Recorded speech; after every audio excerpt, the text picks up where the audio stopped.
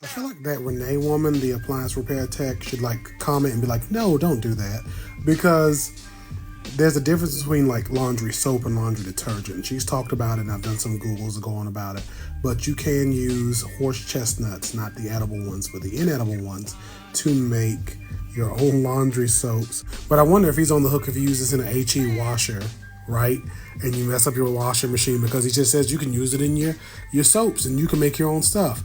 I also don't think he tells you to refrigerate this, because there's no preservatives or anything in here to keep it from like going sour. So yeah.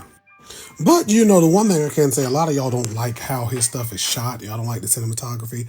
But I love it. I don't like his information because he gives like piss poor information.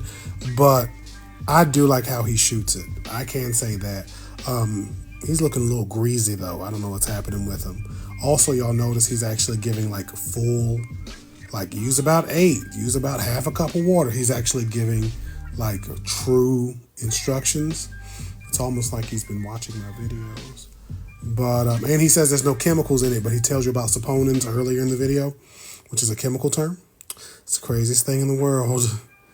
Why does he do this?